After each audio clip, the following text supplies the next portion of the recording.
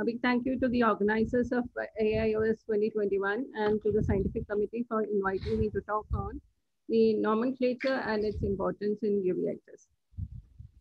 Now, this is a very famous quote from Shakespeare's Romeo and Juliet, which says, "What's in a name that which we call a rose by any other name would smell as sweet." Now, think about, what would happen if we carried on this romantic notion into a subject like uveitis. So this is a young man who is coming with vitreous haze to snowball opacities in the inferior vitreous.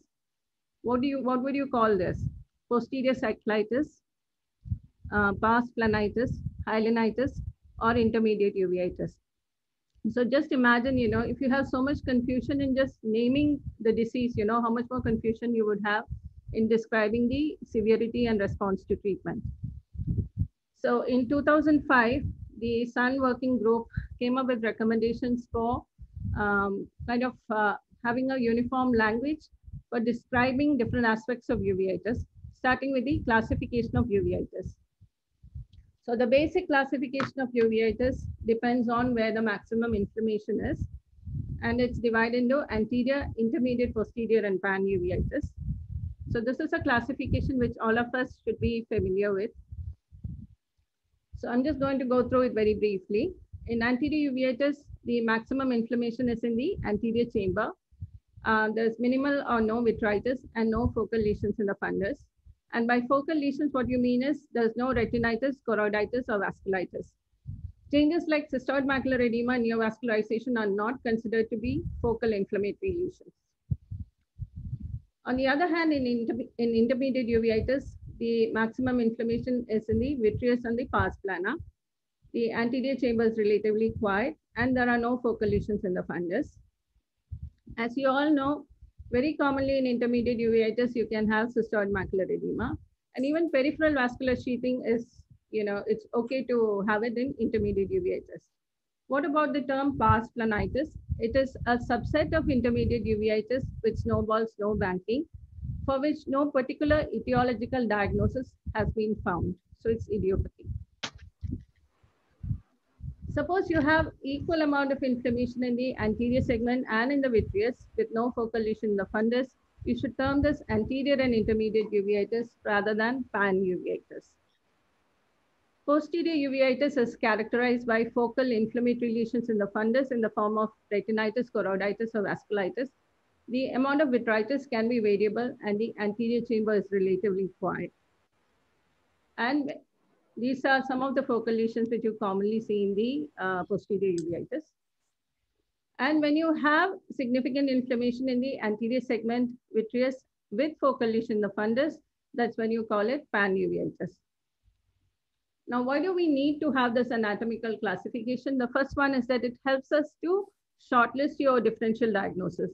So certain diseases have an affinity or a preference for certain parts of the eye. Classically, if you take JIA or Hansen's disease, they present as anterior uveitis. ARN in its full-fledged form is usually a pan-uveitis. Toxoplasma usually can be a posterior uveitis or a pan-uveitis. So that is one point. Second is identifying where the maximum inflammation is helps us to decide the route of administration of medicines, particularly steroids. So if you, this is the general rule. So if you have only anterior uveitis, which is mild to moderate, you can get away with, topical steroids. Whereas if you have inflammation affecting the posterior segment, your drops are not going to work. You have to use either systemic medication or a depot injection. Now, coming to the describing the severity of the inflammation. The inflammation in both anterior chamber as well as in the vitreous has been graded, and the grading goes from 0 to 4. Both the cells and the flare has been graded separately. I'm not going to go into details. It's available in the reference paper. But one thing I want to highlight is that the hypopyon is graded separately. So it doesn't come into the scale. You have to note its presence and measure it and mark it separately.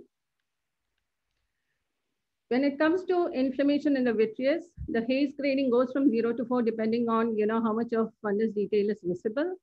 There is no consensus on grading of vitreous cells. So we don't normally use that in the Sun classification. Why do we need to grade the inflammation? So first of all, the grading tells you the severity of disease. Even without seeing the patient, if somebody tells you the AC, which is grading, how severe or how mild it is. And the severity also influences your treatment decision. To give you an example, say you have an anterior uveitis with 1+ cells versus an anterior uveitis with 3+ cells and fibrin. The first one, you might get away with treating with topical steroids. But for the one with more severe inflammation and fibrin, you might even have to resort to a depot injection or oral medication. The second and equally important aspect is assessing the response to treatment more objectively. And this is particularly true, if you're working in a large department and, your patient was seen by somebody else before, or, some time has passed, before you see the same patient. So if you grade the inflammation correctly, then you can assess whether they are responding to the treatment adequately or not. The third point is, describing how the disease behaves. So many of us confuse the onset with the course of the disease. So the onset should be described as sudden when it's sudden, and insidious when it's a slow onset. And the duration, depending on whether it lasted more than 3 months or less than 3 months, it's called limited or persistent. So an acute uveitis is one which has sudden onset and is limited to less than 3 months duration. But that uveitis, very often you can have repeated episodes. And when you have repeated episodes, you have to distinguish between a recurrent uveitis and a chronic uveitis. So in the first one, which is recurrent, these episodes are separated by more than 3 months of no activity without treatment. Whereas if you have a relapse or reactivation of the uveitis, within 3 months of stopping treatment, you should term it chronic. Again, the reason why you want to distinguish is it helps you with the differential diagnosis. So typically your seronegative spondyloarthropathy or viral uveitis has a recurrent course, whereas diseases like tuberculosis and sarcoidosis, tends to be chronic. It also, how a disease behaves also influences treatment decision. Suppose a disease is chronic or recurrent, you wouldn't want to do a sudden taper, or you might decide to escalate the treatment. Having started treatment, you want to describe the outcome of the disease. So a worsening activity is a 2-step increase in inflammation or increase from grade 3 to 4. Improvement is a 2-step decrease in inflammation or decrease to grade 3. And you would call the disease in remission if the disease has been inactive for 3 months after stopping all treatment for the eye. So to sum up, what is in a name? For an individual patient, it helps you with the differential diagnosis.